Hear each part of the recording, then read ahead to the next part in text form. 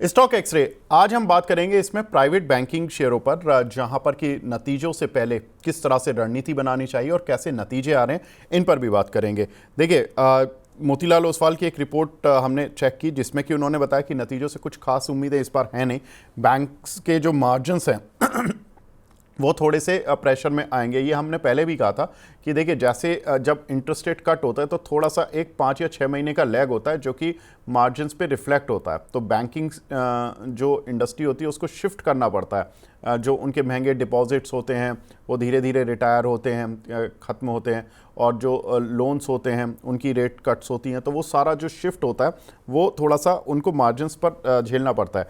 ब्याज दर घटने से मार्जिन्स पर दबाव पड़ेगा। अक्टूबर से मार्जिन सुधरने के आसार हैं, यानी कि सेकंड हाफ लग जाएगा इंटरेस्ट रेट कट का जो इम्पैक्ट है उसको पूरी तरह से एब्जॉर्व करने में।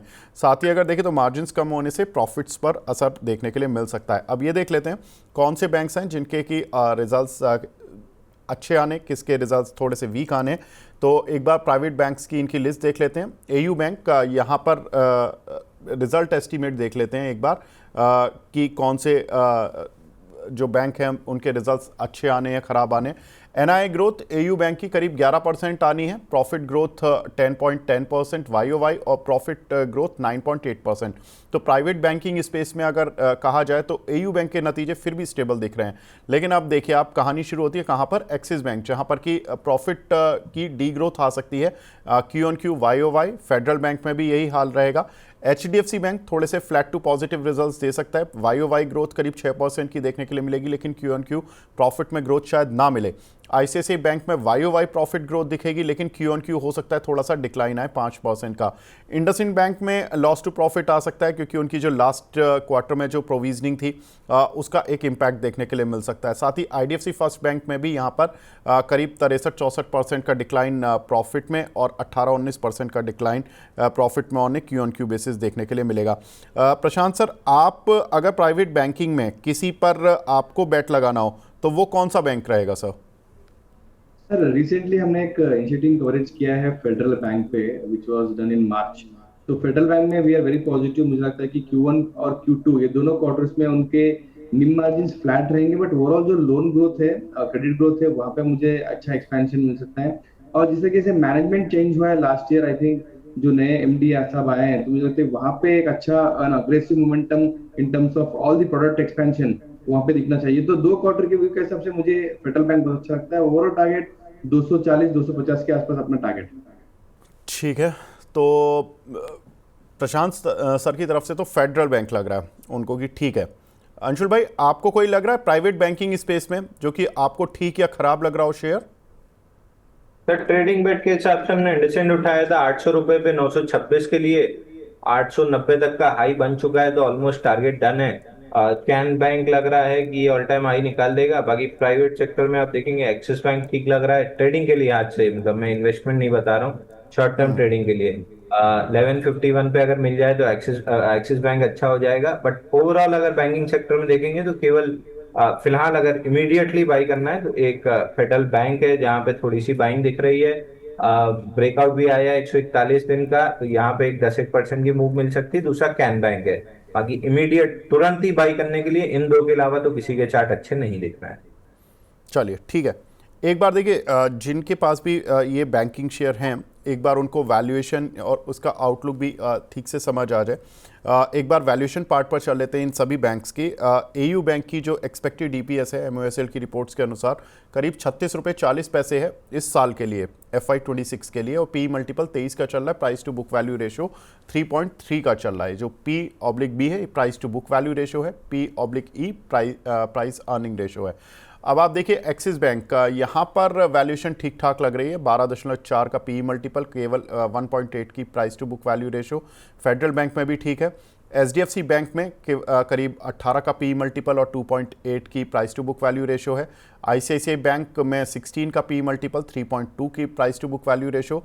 इंडसइंड बैंक में एस्टिमेटेड है कि 20 का PE मल्टीपल रहेगा इस भाव पर, और price to book value ratio थोड़ा ठीक है इसका, 1 का है केवल, और आईडीएफसी फर्स्ट बैंक में price to book value ratio 1.4 और वैल्यूएशन वाइज 22.8।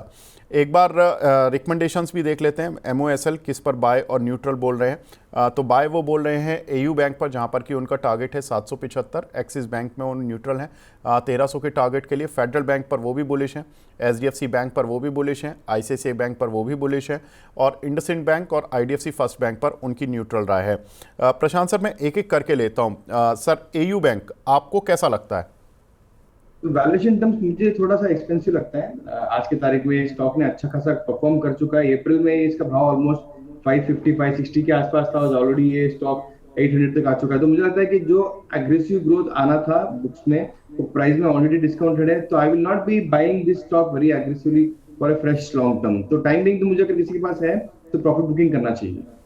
ठीक है अंशुल भाई, आप कुछ सपोर्ट रेजिस्टेंस दे पाएंगे एयू बैंक के लिए, और आपका आउटलुक क्या है sir? AU bank weekly chart पे देखिए ऑल टाइम हाई क्रॉस किया, नियर वर्टिकल अपमूव के साथ क्रॉस किया। अगर वीकली चार्ट पे आप देखेंगे 17 मार्च से रैली स्टार्ट हुई थी और करंट वीक में ऑलमोस्ट टॉप आउट हुई है। 15 हफ्ते में 75% चला है। तो स्टॉक ने वर्टिकली रन अवे ब्रेकआउट लिया है, तो कुछ समय कंसोलिडेट करेगा। 755 817 इस रेंज के अंदर लंबा समय अगर स्पेंड करता है तो नेक्स्ट लेग में फिर ये 1100 रुपए तक जा सकता है। बट अगर इस लेग में ये टाइम स्पेंड नहीं करता है तो फिर ये ब्रेकआउट फेल हो सकता है। कम से ठीक कम है, 3 महीना इस कंसोलिडेशन बहुत जरूरी है। ठीक है सर। एक्सिस बैंक, प्रशांत सर, इसमें वैल्यूएशन तो ठीक लग रही है, लेकिन रिजल्ट्स थोड़े से खराब लग रहे हैं इस क्वार्टर में। तो सर, अगर रिजल्ट्स खराब आए तो नीचे आने पर शेयर को उठाना चाहिए या नहीं उठाना चाहिए? क्योंकि वैल्यूएशन तो 12.4 का पी मल्टीपल, 1.8 का price to book value ratio, हालांकि एमओएसएल तो न्यूट्रल है। आप क्या राय रखते हैं सर इस शेयर पर? I think buy on dip strategy के हिसाब से एक्सिस बैंक को वेट करना चाहिए। बट अगेन एक बार Q1 अर्निंग्स आने दो, जो भी वोलेटिलिटी रिजल्ट बेस्ड पे हो, जो नीचे जाए ऊपर जाए, उसके बाद ये स्टॉक को लेना चाहिए। मेरे लिए अगर बेस्ट लेवल अगर लगता है, मुझे लगता है तो लेने के लिए 1120 1130 के आसपास अगर स्टॉक मिलता है कोई भी रीजन से, तो वहां पे बाय ऑन डिप्स करना चाहिए। अंशुल भाई, आपको चार्ट पर कैसा लग रहा है सर एक्सिस बैंक?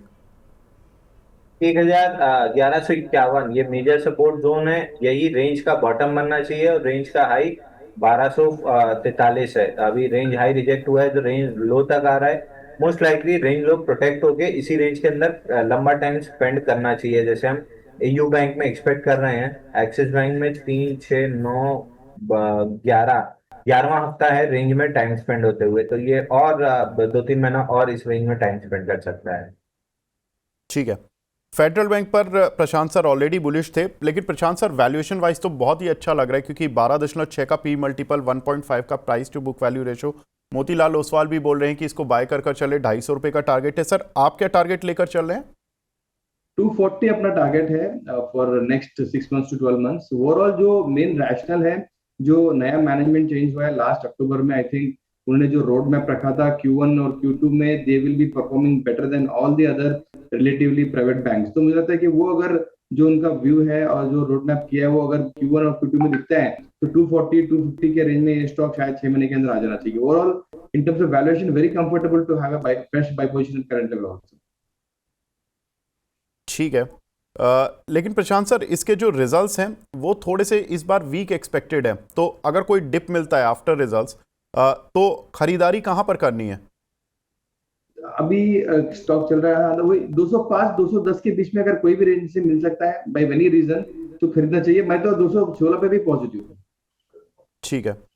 अगला बैंक लेते हैं एचडीएफसी बैंक। देखिए, बैंकों का सबसे दिग्गज बैंक, जहां पर कि हम देख रहे हैं कि रिजल्ट्स थोड़े से ठीक आएंगे, लेकिन फ्लैट भी रहेंगे क्यू ऑन क्यू बेसिस पर। वाई ओ वाई बेसिस पर आपको ग्रोथ दिखेगी, करीब 6% 7% की एनआईआई में, और 6% की ग्रोथ करीब नेट प्रॉफिट में। मोतीलाल ओसवाल बोल रहे हैं कि देखिए, वैल्यूएशन वाइज 17.8 का पी मल्टीपल है, 2.8 की price to book value ratio, और वो बोल रहे हैं 2300 रुपये का टारगेट। अंशुल भाई, आपको चार्ट पर कैसा लग रहा है? क्योंकि एक रनअप हमने एचडीएफसी बैंक में आते हुए देखा, काफ़ी लंबा समय लगा दिया जब इसने 2000 का लेवल पार किया। अभी तो थका हुआ लग रहा है सर। रेंज बड़ी रेंज बना के क्रॉस किया था 1960 का, लेकिन ब्रेकआउट में वॉल्यूम नहीं था। ब्रेकआउट के बाद फॉलो थ्रू एक्शन भी नहीं मिला और पुल बैक भी बहुत अच्छा नहीं दिख रहा है। मैं इस स्टॉक को कम से कम 2 से 3 महीने अब अवॉइड करूंगा। नीचे जब लोअर लेवल्स पे था, जब हमने डिस्कशन चालू किया था 1400 ऑड लेवल से, वहां से 2000 तक आ चुका है। 2050 हमारा टारगेट भी था। तो अब ऐसा लग रहा है कि एक लेग वीकली चार्ट पे कंप्लीट हुआ। जब वीकली चार्ट पे कोई लेग कंप्लीट होता है तो वीकली के हिसाब से कंसोलिडेशन होती है।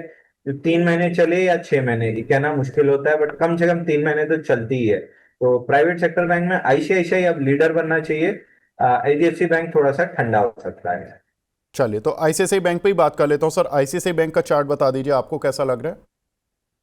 आईसीआईसीआई बैंक में अभी स्ट्रेंथ बची हुई है। इसमें एक बड़े बेस का ब्रेकआउट 1358 पे आया है। इसका टारगेट करीब करीब 1500 रुपये बनना चाहिए। और वीकली चार्ट पे देखेंगे तो बेस ऑन बेस पैटर्न की फॉर्मेशन है। जिस भी दिन 1470 1475 के ऊपर क्लोज करेगा, स्टॉक में आराम से 1600 1650 तक की अपमूव आ जाएगी। प्राइवेट सेक्टर बैंक में स्ट्रेंथ अगर प्ले करना है तो आपको आईसीआईसीआई बैंक के अलावा किसी में कोई बहुत अच्छी स्ट्रेंथ नहीं दिखेगी।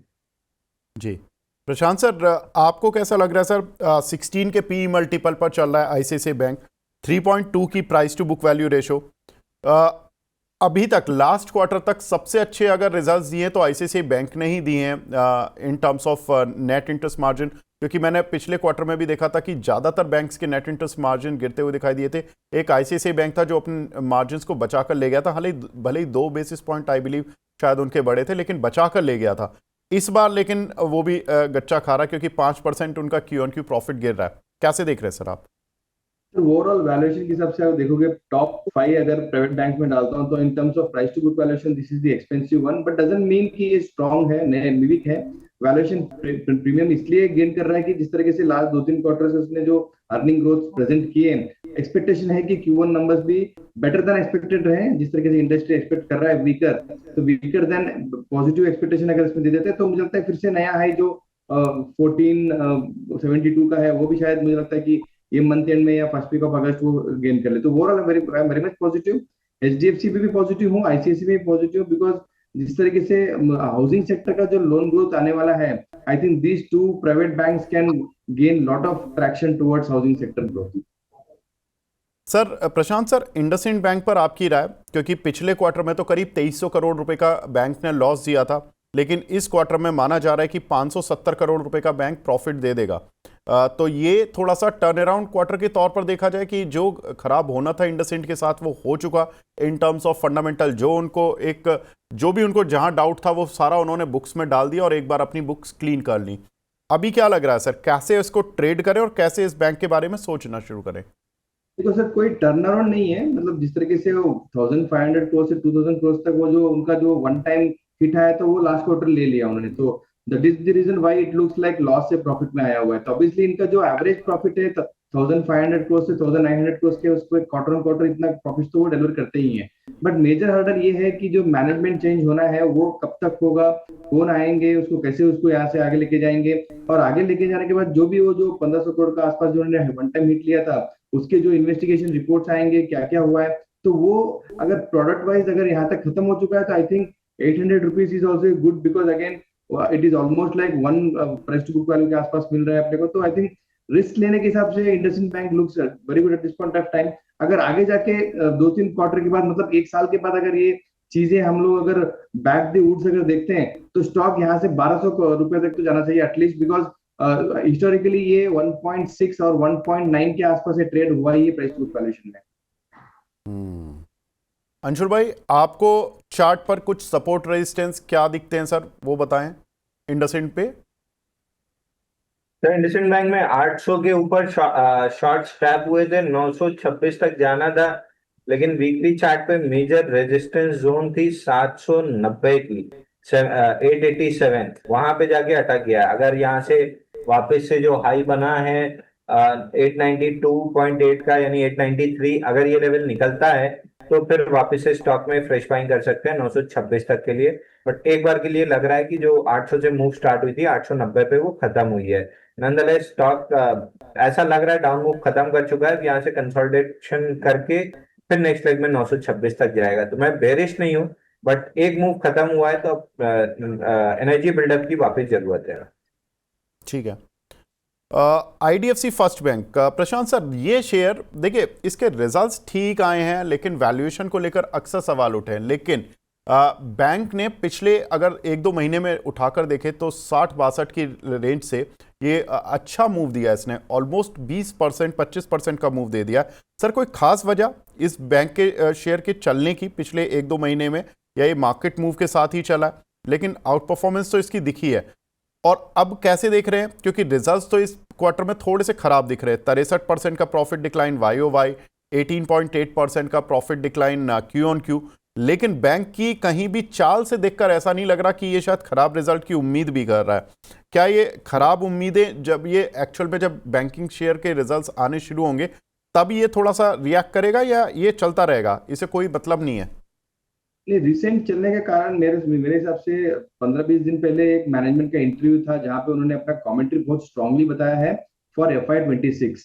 वो एक रीजन हो सकता है, जिस तरीके से उनका हायर बुक जो है वो रिटेल बुक है in terms of banking and saving CASA account जो है, वहां पे वो एक्सपेक्ट कर रहे हैं कि ह्यूज ग्रोथ एक्सपेक्ट कर रहे हैं वर्सेस YOY। तो that is the only reason why थोड़ा सा उनका शॉर्ट टर्म और लॉन्ग टर्म आउटलुक चेंज हुआ है, वरना तो ये 60-65 के रेंज में ही फंसा हुआ था बहुत दिनों के बाद। अगेन जो आउट परफॉर्मर आया हुआ है वो एक्चुअली अप्रैल 15 या अप्रैल 20 के बीच में ही उसका वो जो इंटरव्यू आया था, उसके बाद ही ये प्राइस एक्शन में आ चुका है। Obviously Q1 numbers are expected to be very much flat as you said, but जो फुल ईयर का एक्सपेक्टेशन है, that is the reason why stock is trading at a positive way. इसकी sir प्रशांत sir valuation देखें तो देखिए इस साल की EPS 3.4 रुपीस की एक्सपेक्टेड है और 22.8 के पी मल्टीपल पर ऑलरेडी ये डिस्काउंट कर लिया उन्होंने, मोतीलाल ओसवाल ने, और price to book value ratio 1.4 का है। सर अगर मैं पूरे बैंकिंग स्पेस में देख रहा हूं तो केवल AU बैंक जिसका पी मल्टीपल 23 पर जा रहा है और लगभग IDFC फर्स्ट बैंक का पी मल्टीपल 23 पर जा रहा है। सर ये वैल्यूएशन मतलब जस्टिफाइड है? इसके आगे चलने के लिए किस तरह की मतलब हमें इसमें और ज्यादा बेटर देन एक्सपेक्टेड रिजल्ट्स चाहिए, या कैसे देखें सर इसको? ऑब्वियसली अर्निंग्स में हाई ग्रोथ एक्सपेक्टेशन स्ट्रीट भी कर रहा है और इवन मैनेजमेंट की कमेंट्री है उसमें भी दिखाई दे रहा है, तो वो हिसाब से थोड़ा सा ये प्राइस के हिसाब से एक्सपेंसिव ट्रेड कर रहे हैं। बट अगर ये एग्जीक्यूशन में या डिलीवरी में आता नहीं है तो there will be concern for the valuation, वहां पे थोड़ा सा फिर स्टॉक एडजस्टमेंट होना ही है। आगे मेरे हिसाब से अगर खराब आया तो मुझे लगता है कि AU बैंक में ज्यादा प्रेशर आ सकता है, which is trading at a 3.3 price to book value, almost like equal to what HDFC is expecting. ठीक है, अंशुल भाई आपको क्या चार्ट पर लग रहा है sir IDFC first bank? Sir तेजी लग रही है, ऊपर में बाइंग क्लाइमेक्स के बाद 89 से हम 52 तक बेरिश थे, 52 से वर्टिकली रिवर्सल आया है और स्ट्रक्चर चेंज लेवल 76 को क्रॉस कर रहा है। यहाँ से 84.5 तक जा सकता है, 84.5 के ऊपर सस्टेन करेगा तो ऑल टाइम हाई निकल जाएगा। और इत्तेफाक की बात है, अभी जब दिल्ली से मैं लौट रहा था तो एयरपोर्ट पे मेरे पीछे एक सज्जन खड़े थे, वो बड़ा छोटा सा 14 इंच का लैपटॉप लिए थे, तो आउट ऑफ क्यूरियोसिटी मैंने पूछ लिया कि 15.5 इंच के लैपटॉप पे चार्ट्स देखने में मेरे को दिक्कत होती है, तो मैं 34 इंच के मॉनिटर लेके रखा हूँ, आप 14 इंच के लैपटॉप में काम कैसे कर लेते हैं? तो फिर बात होने लगी, उन्होंने बताया कि उनकी फ्रीक्वेंटली ट्रैवलिंग होती है तो छोटा लैपटॉप उनके लिए ज्यादा फायदेमंद होता है। मैंने पूछा आप क्या करते हैं, तो वो IDFC फर्स्ट बैंक में डायरेक्टर थे। तो कोई भी पब्लिक इंफॉर्मेशन उन्होंने ऐसी डिस्क्लोज नहीं की जो प्राइवेट हो, जो पब्लिक में ना हो, बट उनकी बातों से एक होता है आदमी की एनर्जी एक्सचेंज करना, जिस एंथुजियाज्म से वो बात कर रहे थे ये समझ में आ रहा था कि बैंक के एम्प्लॉइज बहुत मोटिवेटेड और मैनेजमेंट बहुत एग्रेसिव है, तो बैंक कुछ ना कुछ अच्छा तो कर ही लेगा अगले 10-5 साल में, मतलब अच्छे ही कैटेगरी में रहेगा। जैसे सुस्त और ढीले सरकारी बैंक के मैनेजमेंट वो बात करते हैं, उतना ढीलापन नहीं था, बहुत एनर्जी से बात कर रहे थे। तो वहां से भी मेरे को लगा कि नहीं, मैनेजमेंट बहुत एग्रेसिव है। और इत्तेफाक से 15 मिनट बाद वो मेरे को ढूंढते हुए आए थे कि मैंने अपना इंट्रोडक्शन भी दिया था, ढूंढते हुए 1-2 वीडियो लेके आए थे कि यार तुम हमारे बैंक के बारे में नेगेटिव बोलते हो। बोला सर 52 का टारगेट हो गया है, अब मैं पॉजिटिव बोल रहा हूँ उस पर, क्योंकि वापस से वीकली चार्ट पे स्ट्रक्चर रिवर्स हुआ है, तो अब मैं उसके लिए पॉजिटिव बोल रहा हूँ। बट मैं पॉजिटिव नेगेटिव चार्ट के आधार पे बोलता हूँ, ये नहीं कि आपकी मेरी दोस्ती हो गई तो मैं आपके लिए पॉजिटिव बोलने लगूंगा। अंशुल भाई का जो ये ब्लंट नेचर है ना, यही दर्शकों को अक्सर पसंद भी आता है कि अंशुल भाई चाहे दोस्ती किसी से भी करें लेकिन राय नहीं बदलते। इन्हें मैंने कितनी बार हुआ कि कोई शेयर बताया मैंने फंडामेंटली उसमें सारे फंडामेंटल बता दिए, पॉजिटिव भी होते थे बहुत सौ में। और अक्सर क्या होता है कि गेस्ट हाँ में हाँ भर देते हैं, लेकिन अंशुल भाई का अपना व्यू अलग रहता है। अगर उन्होंने बोल दिया मुझे तो चार्ट पर नहीं समझ आ रहा, तो वो सेल है, कोई आप कुछ भी कर लो। तो बेचारे IDFC फर्स्ट बैंक के डायरेक्टर भी ये मान के गए होंगे कि ये दोस्ती कुछ नहीं हुई है, बस मुलाकात हुई है। लेकिन प्रशांत सर ये बताइए, ये शेयर मार्केट के जो शेयर हैं हमारे, जितने भी हम सब घूमते हैं, इनकी एक आदत बड़ी कॉमन है कि ये जहां जाते हैं बात करते हैं। अगर पिज़्ज़ा खा रहे होंगे तो पिज़्ज़ा वाले शेयरों पे दिमाग लगा रहे होंगे, मैकडोनल्ड में बर्गर खा रहे होंगे कितनी भीड़ है, PVR में मूवी देखने जाएंगे तो ऑक्यूपेंसी क्या है, होटल में जाएंगे तो होटल में ऑक्यूपेंसी क्या है, एवरेज रूम रेंट कितना चल रहा है। सर ये मतलब आदत, शेयर मार्केट भले ही बंद हो, शेयर नहीं सोता हमारा। आपकी भी यही आदत है सर? सर मैं बोलता हूँ ट्रैफिक में फंसे तो ट्रैफिक में कौन सी गाड़ियां खड़ी है, कौन सी नई गाड़ियां हैं, वो भी देख लेते हैं। घर पे 4 दिन पहले कोई दवाई आई मेरे बच्चों के लिए, मैं दवाई को घूम के देख रहा हूँ कि कौन सी दवाई है। एल्केम की थी, मतलब they are the leaders in terms of pediatric no pharmacy. तो मतलब हर चीज में देखता हूँ तो थोड़ा मार्केट रिसर्च हो जाता है वहाँ पे, दैट इज वाई। और मैं घर पे थोड़ा रिनोवेशन कर रहा हूँ, तो रिनोवेशन में देखा पॉलीकैप क्यों बिक रहा है। मैंने पेंट लगाने के लिए कोशिश की तो पेंट वाले को पूछा कि ये जिंदाल ओपस कितना मार्केट शेयर खा रहा है, एशियन पेंट्स में क्या तकलीफ है। तो मतलब हमारे जो खून में हो या 24 आवर्स में रिसर्च भरा हुआ है। बिल्कुल, ये तो होता है सर। मतलब दवाइयों के भी हाँ ऐड करूंगा। 2017 में मतलब एक मेरा फ्रेंड है, उससे हम लोग मतलब फोन वाया एक फ्रेंड मिले थे, फोन ही पे बातचीत होती थी। तो 2017 में ये हुआ कि 4-5 साल हो गए व्हाट्सएप पे शेयर डिस्कस करते हुए, कभी मिले नहीं। तो इस बार बॉम्बे मिलना है। तो मेरी फ्लाइट लैंड हुई, उसकी फ्लाइट गोवा से लैंड हुई। हम दोनों एयरपोर्ट से टैक्सी से होटल जा रहे थे। पूरे रास्ते में एस्ट्रल के बोर्ड दिख रहे थे। वो बंदा पूरा फंडामेंटली इन्वेस्ट करता है, वो प्रशांत भाई की कैटेगरी का है। वो खाली बोर्ड देखते हुए उसको, जब पूरे रास्ते में 6 जगह बोर्ड दिख गए, मेन जो महंगे एरिया है वहां पे बोर्ड लगे, और मोबाइल में खोल के देखना स्टार्ट कर दिया। और मेरे से बोलता है कि देखना 5-7 साल में ये मल्टी बैगर निकलेगा स्टॉक। मतलब कैसे क्या देख लिया 10 मिनट में? बोला देख महंगे महंगे एरिया में होर्डिंग लगी है। मेरे को लगा कि ये मतलब इलॉजिकल बात मेरे को लगी। उसके बाद जब हम लोग बैठ के उसको डिटेल में स्टडी किए, एस्ट्रल कंपनी ने उस समय मार्केटिंग पे इतना पैसा खर्च किया था, साथ में कारपेंटर और इन लोग को ट्रेनिंग देने में पैसा खर्च किया था। तो वो पूरा इकोसिस्टम बिल्ड कर रहे थे। It was part of that. इसको कहते हैं कॉमन सेंस इन्वेस्टिंग। अगर आपको कहीं कॉमन सेंस वाली चीजें दिख रही है ना, उसको इग्नोर नहीं करना चाहिए। और ये कॉमन सेंस सबके पास होता है, ऐसा नहीं कि शेयर बाजार वाले या हम जो वो है। आप बहुत छोटी छोटी, जैसे महिलाएं अपने बच्चों के प्रति सेंसिटिव होती हैं, तो वो जो पीडियाश्योर के प्रति मेरी वाइफ का कमिटमेंट था कि भाभी ने बताया तो अच्छा ही होगा, वहां से मैंने अबॉर्ड खोज लिया था, जबकि मेरे को फंडामेंटल नहीं पढ़ना आता है। तो वो एक ब्रांड कमिटमेंट अगर आपको दिखती है ना, थोड़ा सा उसको स्टडी करेंगे, कहीं ना कहीं से आप अच्छा शेयर ढूंढ ही लाएंगे। Money9 लाया है मेंबरशिप प्रोग्राम Money9 प्राइम। अब आपके दिमाग में कई सारे सवाल होंगे, मसलन आखिर क्या है ये Money9 प्राइम, आपके लिए यानी दर्शकों के लिए इसके क्या फायदे हैं, और एक बड़ा सवाल ये कि Money9 प्राइम से आखिर जुड़ना कैसे है। तो इसकी पूरी जानकारी हम आपको देने जा रहे हैं।